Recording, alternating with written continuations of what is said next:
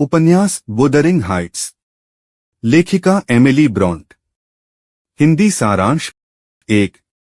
थ्रशक्रोस grange में Lockwood. 1801 की सर्दियों में लॉकवुड नाम का एक व्यक्ति थ्रशक्रोस ग्रेंज नामक घर किराए पर लेता है।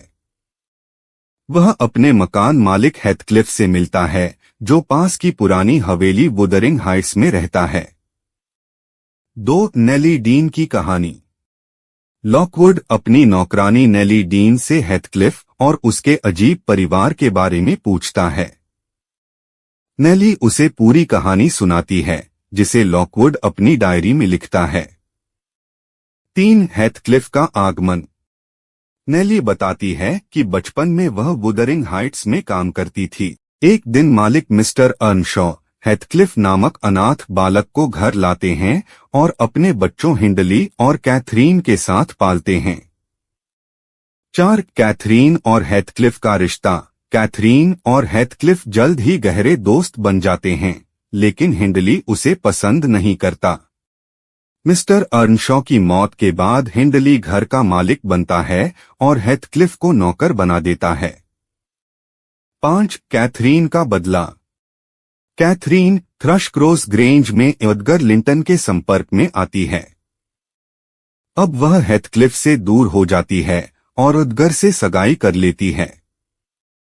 6। हेथक्लिफ की वापसी और बदला। हेथक्लिफ घर छोड़कर चला जाता है और 3 साल बाद अमीर बनकर लौटता है। अब वह उन सब से बदला लेना चाहता है जिन्होंने उसे अपमानित किया। 7। इजाबेला से शादी। हेथक्लिफ इजाबेला लिंटन से शादी करता है, लेकिन उसे बहुत बुरा व्यवहार करता है। दूसरी ओर कैथरीन बीमार पड़ती है और बेटी को जन्म देकर मर जाती है। 8। कैथरीन की मौत और हेथक्लिफ की दीवानगी। कैथरीन की मौत के बाद हेथक्लिफ उसकी आत्मा को पुकारता है कि वह उसे कभी न छोड़े। एक दिन इजाबेला हेथक्लिफ को छोड़ देती है और बेटे लिंटन को लेकर लंदन चली जाती है। 9। 13 साल बाद की कहानी। 13 साल बाद कैथरीन की बेटी कैथी थ्रशक्रोस ग्रेंज में पली बढ़ी होती है। वह जंगलों में घूमते हुए पहली बार वुदरिंग हाइट्स पहुंचती है।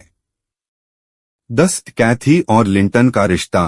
हेथक्लिफ अब अपने बेटे लिंटन को कैथी से शादी कराने की योजना बनाता है ताकि वह थ्रशक्रोस ग्रेंज भी हथिया सके।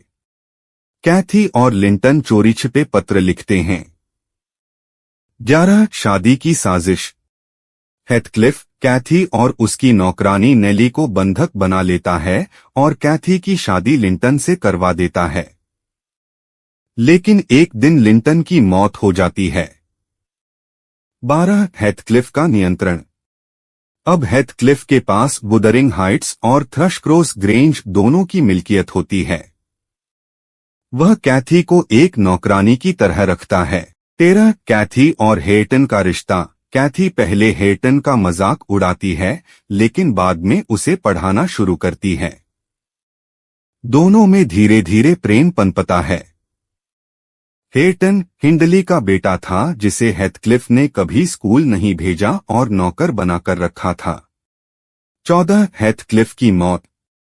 हेथक्लिफ कैथरीन की याद में पागल होने लगता है और उसकी आत्मा से बात करता है।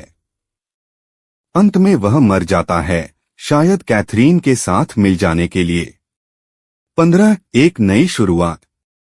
कैथी और हेटन की सगाई हो जाती है और वे नए साल पर शादी करने की योजना बनाते हैं। समाप्त। दोस्तों, अगर आपको यह बुक समरी अच्छी लगी तो वीडियो को लाइक, शेयर और सब्सक्राइब करें। कमेंट करके अपनी प्रतिक्रिया भी दें। बेल का बटन दबाएं। इससे आपको अगली बुक समरी का नोटिफिकेशन मिल जाएगा। धन्यवाद।